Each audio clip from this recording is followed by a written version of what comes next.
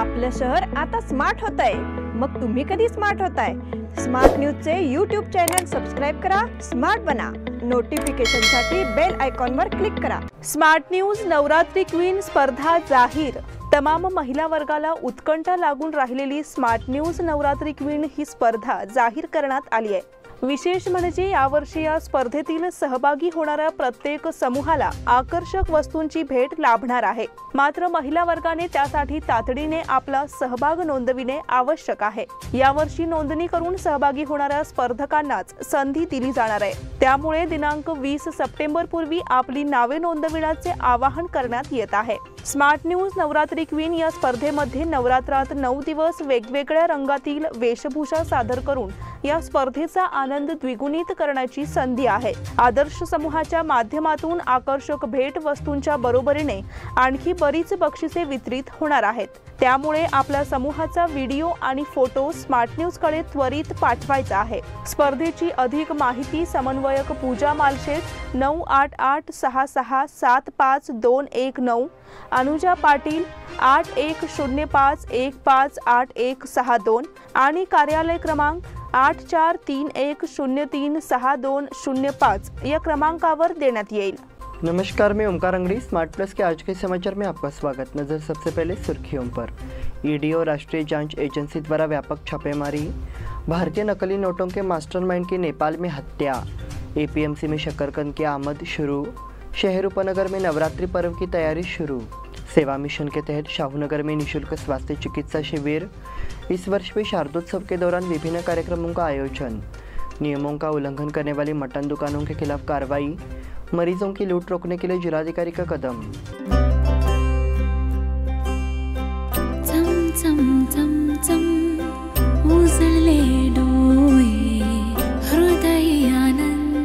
BS Channabasappa and Sons, the Textile Mall at Tilakwadi, Belagavi.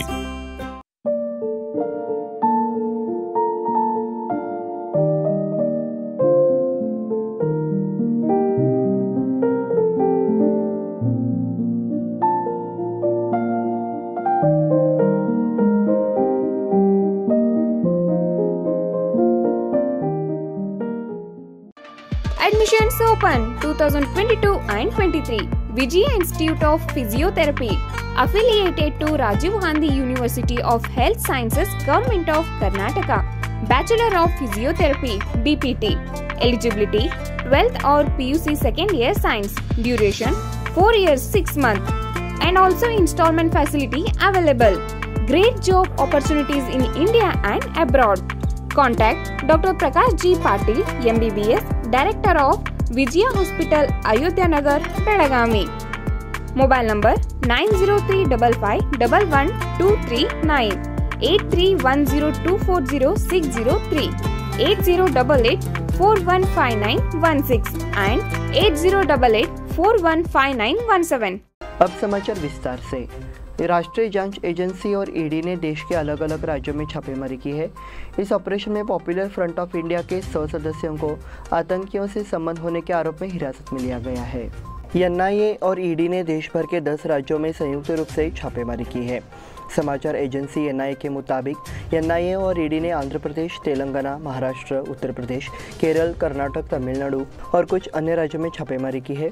PFI के 100 सदस्यों को आतंकवादियों को वित्त पोषण, प्रशिक्षण शिविर आयोजित करने, प्रतिबंधित संगठनों में शामिल होने के लिए नागरिकों को प्रोत्साहित करने और अवैध गतिविधियों को करने के आरोप में हिरासत में लिया गया है। पता चला है कि एनआईए ने पुणे से 2 लोगों को हिरासत में लिया है। भारतीय नकली नोटों के मास्टरमाइंड की नेपाल में हत्या। एक अपराधी जिसने नकली भारतीय मुद्रा नोट बनाए और अर्थव्यवस्था को पटरी से उतार दिया और पाकिस्तान की गुप्त सेवा के एजेंट के रूप में काम किया, वो नेपाल में मारा गया है। 19 सितंबर को काठमांडू में एक शेल्टर के बाहर उनकी गोली मारकर हत्या कर दी गई। इंडिया टुडे को बताई गई खुफिया एजेंसियों के मुताबिक वो भारत में आईएसआई को नकली नोटों का सबसे बड़ा सप्लायर था। ये सारी घटना सीसीटीवी में कैद हो गई है। इसमें कुछ अज्ञात हमलावर आईएसआई एजेंटों पर फायरिंग करते नजर आ रहे हैं। उसकी पहचान लाल मोहम्मद उर्फ मोहम्मद दारजी के रूप में हुई है। आईएसआई के कहने पर लाल मोहम्मद पहले पाकिस्तान, बांग्लादेश से नकली भारतीय करेंसी नेपाल लाता था और फिर भारत को सप्लाई करता था। अधिकारियों के मुताबिक लाल मोहम्मद अंडरवर्ल्ड गैंगस्टर दाऊद इब्राहिम के टी गैंग से भी जुड़ा था।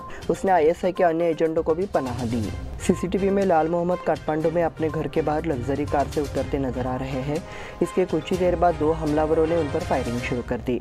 लाल मोहम्मद एक कार के पीछे छिपकर अपनी जान बचाने की कोशिश करता है, लेकिन हमलावर फायरिंग करते रहते हैं। सीसीटीवी में लाल मोहम्मद की बेटी पहली मंजिल से कूदकर अपने पिता की ओर दौड़ती नजर आ रही है, लेकिन जब तक वो पहुंचती तब तक हमलावर उसकी हत्या कर फरार हो गए। ऐसा नजारा देखने को मिला है। एपीएमसी में शकरकंद की आमद शुरू। कृषि उपज मंडी समिति में वित्तीय कारोबार ने एक बार फिर रफ्तार पकड़ ली है। इससे किसानों और व्यापारियों को राहत मिली है। बुधवार बाजार दिवस पर नए शकरकंद और आलू पहुंचे। करीब 600 बोरी शकरकंद प्राप्त हुए। दर 2000 रुपये से 2800 रुपये प्रति क्विंटल थे, जबकि स्थानीय आलू का भाव 2000 से 3000 रुपये था। नवरात्रि महोत्सव में बस कुछ ही दिन शेष है। इस दौरान आलू और शकरकंद की काफ़ी मांग रहती है। इस समय के दौरान मौसम शुरू होने के कारण आवक कम होती है, लेकिन चूँकि गुणवत्ता अच्छी है इसलिए दशहरा तक इसकी अच्छी कीमत मिलती है। चूँकि अभी भी रुक रुक कर बारिश हो रही है, मलरान में रताले की कटाई हो रही है और बुधवार को एपीएमसी में अच्छी आवक हुई। मध्य प्रदेश और दिल्ली के व्यापारियों ने शकरकंद की खरीदारी की। स्थानीय आलू की 2000 बोरी बाजार में आ चुकी थी। शहर उपनगर में नवरात्रि पर्व की तैयारी शुरू। गणेशोत्सव हाल ही में समाप्त हुआ है और अब नागरिक नवरात्रि उत्सव की प्रतीक्षा कर रहे हैं। इसके लिए जोरदार तैयारी की जा रही है। क्योंकि पिछले 2 वर्षों में कोरोना के कारण उत्सव नहीं हो सका, इसलिए इस वर्ष ये देखा जा रहा है कि उत्साह हर जगह दोगुना हो गया है। इस बार नवरात्रि पर्व 26 सितंबर को शुरुआत की जाएगी। ये त्यौहार 4 अक्टूबर तक चलेगा। इस दौरान दुर्गा प्रतिमाओं की स्थापना की जाती है और विभिन्न कार्यक्रमों का आयोजन किया जाता है। ऐसे में बोर्ड के पदाधिकारियों और कार्यकर्ताओं की बैठकों ने गति पकड़ ली है। ये त्यौहार शहर और उपनगरों में कुछ सार्वजनिक निकायों द्वारा 9 दिनों तक उत्साहपूर्वक मनाया जाता है। त्यौहार के दौरान कई मंडलों ने सामाजिक गतिविधियों के साथ साथ सांस्कृतिक और धार्मिक कार्यक्रमों की योजना बनाई है। यह त्यौहार शहर के साथ साथ ग्रामीण क्षेत्रों के कई समूह द्वारा मनाया जाता है। बड़े ही हर्षोल्लास के साथ मनाए जाने की तस्वीर हर तरफ देखने को मिल रही है। नवरात्रि के लिए बाजार तैयार है और इस नवरात्रि के मौके पर राजस्थानी घाघरा चोली और राजस्थानी आभूषण बाजार में उपलब्ध है। सेवा मिशन के तहत शाहूनगर में निःशुल्क स्वास्थ्य चिकित्सा शिविर। प्रधानमंत्री नरेंद्र मोदी के जन्मदिन के मौके पर हाल ही में शाहूनगर में निःशुल्क स्वास्थ्य देखभाल शिविर का आयोजन किया गया। इसमें बड़ी संख्या में नागरिकों ने भाग लिया। शिविर का आयोजन शाहूनगर गणेश मंदिर ट्रस्ट कमेटी के सहयोग से किया गया। इसका उद्घाटन सांसद मंगला अंगड़ी ने किया। इस समय भाजपा के प्रदेश प्रवक्ता एडवोकेट एम.बी. जिरली, सचिव उज्ज्वला बड़वानाचे, बूढ़ा अध्यक्ष संजय बेलगांवकर, जिला सचिव दादागौड़ा बिरदार सहित अन्य अधिकारी उपस्थित थे। इस अवसर पर राज्य जल निकासी बोर्ड के निर्देशक दीपा कुर्ची ने अपने विचार व्यक्त किए। इस क्षेत्र के नगर सेवक श्रेयस नाकाड़ी, रेशमा पाटिल, राजशेखर डोनी और अन्य कार्यकर्ताओं की पहल से शिविर सफल रहा। इस वर्ष भी शारदोत्सव के दौरान विभिन्न कार्यक्रमों का आयोजन। बेलगाम में सभी महिलाओं की सांस्कृतिक दुनिया का केंद्र रहा शारदोत्सव 26 तारीख से शुरू हो रहा है। इस समारोह में गणमान्य व्यक्ति मौजूद रहेंगे और 5 दिनों तक विभिन्न कार्यक्रमों का आयोजन किया गया है। शारदोत्सव महिला सोसाइटी के अध्यक्ष अरुणा नाइक ने इसकी जानकारी दी है। उद्घाटन समारोह में बतौर मुख्य अतिथि अमिताभ धुमटकर शिरकत करेंगे। दृष्टिहीन होने के बावजूद उन्होंने इतिहास के प्रोफेसर के रूप में समाज पर अपनी छाप छोड़ी है। जीवन के साथ उनका संघर्ष उनके व्याख्यानों का विषय है। समारोह का उद्घाटन कार्यक्रम दोपहर ठीक 3 बजे शुरू होगा। फिर संगीत रत्न भीमसेन मनोरंजन कार्यक्रम होगा। शारदोत्सव के दूसरे दिन प्रख्यात फिल्म अभिनेता गिरीश कुलकर्णी का व्याख्यान होगा। आधुनिक मराठी फिल्मों में सामाजिक संदेश उनके व्याख्यान का विषय है। मनोरंजन कार्यक्रम में स्वतंत्र स्वामिनी और वंदे मातरम नृत्य की प्रस्तुति शामिल होगी। नियमों का उल्लंघन करने वाली मटन दुकानों के खिलाफ कार्रवाई। शहर और उपनगरों के दुकानदारों को 2 बार अपनी दुकानों पर पर्दे लगाने की सलाह दी गई है। इसके बाद भी कई दुकानदारों ने पर्दे नहीं लगाए हैं। अभी और निर्देश दिए जाएंगे। उसके बाद दुकान पर पर्दे नहीं लगाने पर उन मटन की दुकानों को सील कर दिया जाएगा। खाद्य एवं औषधि प्रशासन अधिकारी डॉक्टर जगदीश जिंगी ने कहा, दुकानदारों को गणेशोत्सव से पहले पर्दे लगाने की सलाह दी गई। हालांकि 2 बार निर्देश देने के बाद भी मटन विक्रेताओं ने इस निर्देश की अनदेखी की है। इसलिए शहर के मटन दुकानदारों को तीसरी बार लिखित में सूचित किया जाएगा। जिंकी ने चेतावनी दी है कि दुकान के सामने पर्दे नहीं लगाने वाले मटन दुकानदार को सील किया जाएगा। मरीजों की लूट रोकने के लिए जिलाधिकारी का कदम। सरकार द्वारा तय मेडिकल चार्ज से ज़्यादा चार्ज करने वाले अस्पतालों को जिलाधिकारी ने थप्पड़ जड़ दिया है। उन्होंने जिले के 11 अस्पतालों को 18 मरीजों से लिए गए अतिरिक्त शुल्क को वापस करने का आदेश दिया। इस हिसाब से इन मरीजों को करीब 10 लाख रुपए वापस मिलेंगे। कुछ अस्पतालों द्वारा कोविड से निर्धारित शुल्क से अधिक शुल्क वसूलने और इलाज के लिए आए अन्य मरीजों की शिकायत स्वास्थ्य विभाग के समर्थन पत्र के साथ लिखित रूप में आई थी। जांच के बाद शिकायत सही पाई गई।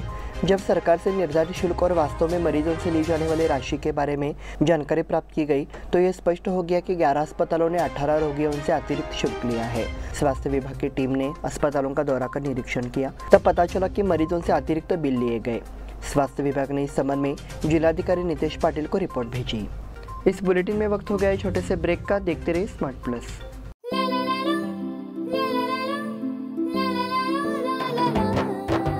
जले दीप अंगना में होगी रोशन दुनिया, पलकों तले छा जाए चांद तारों का साया। रंगोली में खिले रंग खुशियों की भी तरानी, तन मन झिलमिल जाए हर पल होंगी सुहानी। ये अटूट बंधन खिले हर आशियाना, रंग वस्त्रों का खजाना मन भाए आराधना। रंग वस्त्रों का खजाना मन भाए आराधना। आराधना मारुति गली बेलगाम। मन भाए आराधना। बेलगाम वासियों के पसंद में उतरा उड़ान बार एंड रेस्टोरेंट। सोशल डिस्टेंसिंग का ख्याल रखते हुए हमारा स्टाफ देता है बेहतरीन सर्विस का विश्वास। यहां है पार्टी और फंक्शन के लिए 3 आलीशान हॉल, कारपोरेट डिनर मीटिंग के लिए 3 अलग कक्ष, आईपीएल मैच देखने के लिए 3 बड़े स्क्रीन की विशेष सुविधा। इसके साथ ही साफ सुथरा किचन जहां हमारा वेल क्वालिफाइड स्टाफ देता है क्वालिटी और हाइजीनिक फूड की गारंटी। तो फिर खाने की हो बात तो आना परिवार के साथ। उड़ान बार एंड रेस्टोरेंट, लिंगराज कॉलेज के पास, बेलगावी। फोन 0831 2435 ब्रेक के बाद फिर से आपका स्वागत। बढ़ते अगले समाचार की ओर। कर्नाटक लॉ सोसाइटी संचालित आरएल लॉ कॉलेज में गुरुवार को एक कार्यक्रम के माध्यम से प्रतिभा पुरस्कार वितरित किए गए। इस कार्यक्रम में मुख्य अतिथि के तौर पर जिला प्रमुख एवं सत्र न्यायाधीश मुस्तफ़ा हुसैन सैयद अजीज मौजूद रहे। उन्होंने युवा वकीलों को सलाह दी, सामाजिक दायित्व के प्रति जागरूक रहने का भी निर्देश दिया। कार्यक्रम की अध्यक्षता पर संगठन के सचिव एडवोकेट SV गणाचारी थे। उन्होंने अध्यक्षीय विचार प्रस्तुत किए। प्राचार्य डॉक्टर H हवालदार ने उपस्थित लोगों का स्वागत किया। कार्यक्रम की शुरुआत स्वागत की तौर प्रार्थना के साथ हुई। मोनेश बड़ीगेर ने अतिथियों का परिचय दिया। मानसी जिगजिनी ने रिपोर्ट पढ़ी। समीक्षा चव्हाण ने धन्यवाद ज्ञापित किया। कार्यक्रम का संपूर्ण संयोजन जिमखाना विभाग के अध्यक्ष प्रोफेसर डी प्रसन्ना कुमार और फिजिकल ट्रेनर अमित जाधव ने किया। हिंडलगा जेल में आहार का निरीक्षण। हिंडलगा जेल में बंदियों को दिया जाने वाला खाना घटिया किस्म का है। खाद्य एवं औषधि प्रशासन अधिकारी डॉक्टर जगदीश जिंगी ने मंगलवार को हिंडलगा जेल की रसोई का दौरा किया। खाद्य और नागरिक आपूर्ति विभाग को लगातार शिकायतें मिल रही थी कि हिंडलगा जेल के कैदियों को खराब गुणवत्ता वाला भोजन उपलब्ध कराया जा रहा है। इस पर संज्ञान लेते हुए खाद्य एवं औषधि प्रशासन अधिकारी डॉक्टर जगदीश जिंगी ने हिंडलगा जेल का दौरा किया। उस स्थान पर उन्होंने कैदी के लिए खाना पकाने के कमरे का निरीक्षण किया और खाना पकाने में इस्तेमाल होने वाले भोजन की गुणवत्ता की जांच की। इसके बाद उन्होंने बंदियों से मुलाकात की और भोजन को लेकर उनकी शिकायतें सुनी। डॉक्टर जिंगी ने रसोई का निरीक्षण किया और भोजन का निरीक्षण किया। बेलगाम से सब्जियों की खरीद पर रोक लगाने का गोवा सरकार का विचार। गोवा के मुख्यमंत्री प्रमोद सावंत ने कहा है कि गोवा सरकार उत्तरी कर्नाटक के बेलगाम से सब्जियों की खरीद बंद कर सकती है। मुख्यमंत्री सावंत ने यह भी कहा कि गोवा राज्य को सब्जी उत्पादन में आत्मनिर्भर होने की ज़रूरत है और उनके अनुसार प्रयास किए जाने चाहिए। वो राज्य में प्राकृतिक खेती पर आयोजित एक कार्यक्रम में बोल रहे थे। गोवा को एक आत्मनिर्भर राज्य बनने की ज़रूरत है। साथ ही सब्जियों, फलों, दूध और अन्य उत्पादों के लिए पड़ोसी राज्यों से आयात पर निर्भर होने के बजाय अपने राज्य में उत्पादन करना आवश्यक है। गोवा राज्य अपनी सब्जियों के लिए उत्तरी कर्नाटक के बेलगाम पर निर्भर है। इसे रोकना और गोवा में सब्जियां, फल, दूध आदि का उत्पादन करना जरूरी है। हालांकि उनके बयान से बेलगाम से सब्जियों की आपूर्ति ठप होने की संभावना है। राज्य में स्थापित होंगे 7 नए विश्वविद्यालय। राज्य के बीदर समेत 60 जिलों में नए विश्वविद्यालय स्थापित करने का निर्णय सरकार ने लिया है। इस संबंध में विश्वविद्यालय संशोधन विधेयक को विधानसभा में पेश किया गया और इसे मंजूरी दे दी गई। बीदर, हावेरी, कोडगू, हसन, चामराजनगर, कोडगू, कोप्पल और बागलकोट में एक विश्वविद्यालय स्थापित किया जाएगा। उच्च शिक्षा मंत्री डॉक्टर CN अश्वत्थ नारायण ने बिल पेश किया। कई दिनों से विश्वविद्यालयों की मांग की जा रही थी। हर विश्वविद्यालय के लिए 2 करोड़ रुपए का वार्षिक व्यय स्वीकृत किया जाएगा। मंड्या में सरकार कॉलेज को स्वायत्त दर्जा दिया गया है। इस कॉलेज को एक स्वतंत्र विश्वविद्यालय का दर्जा मिलेगा, ऐसा अश्वत्थ नारायण ने कहा। नगर निगम द्वारा अतिक्रमण हटाने का प्रारंभ। नगर निगम ने शहर की विभिन्न सड़कों से अतिक्रमण हटाना शुरू कर दिया है और यह अभियान पूरे शहर में लागू किया जाएगा। शहर में अतिक्रमण को लेकर नगर आयुक्त डॉक्टर रुद्रेश घाली ने अधिकारियों को निर्देश दिए हैं। इसके तहत हनुमान नगर, खड़े बाजार, APMC रोड के इलाकों से अतिक्रमण हटाया गया। सड़क पर अतिक्रमण के चलते राहगीरों को परेशानी हो रही है। कई जगहों पर फुटपाथ पर वाहनों को रोका जा रहा है। सब्जियां और फल बिक रहे हैं, इसलिए लोग इसका विरोध कर रहे हैं। अंततः नगर निगम ने अतिक्रमण हटाने का अभियान शुरू कर दिया है। इसी अभियान के लिए पुलिस की भी व्यवस्था की गई है। अतिक्रमण हटाने के दौरान कुछ विवादास्पद घटनाएं हुई।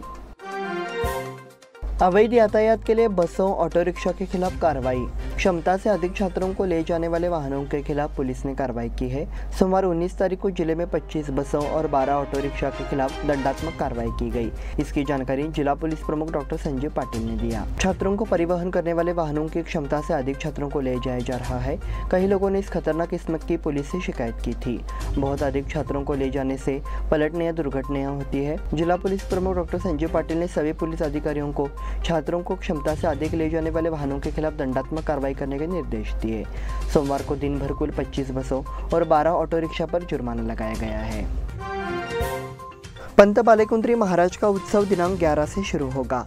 पंत बालेकुंद्री में पंत महाराज उत्सव की शुरुआत 11 अक्टूबर से होगी। श्री दत्त संस्थान की ओर से जानकारी दी गई है कि 13 तारीख तक विभिन्न कार्यक्रमों का आयोजन किया है। मंगलवार 11 अक्टूबर सुबह 8 बजे पंतवाड़ा से प्रेम ध्वज जुलूस निकलने वाला है। रात 8 बजे झंडा फहराकर उत्सव का आरंभ होगा।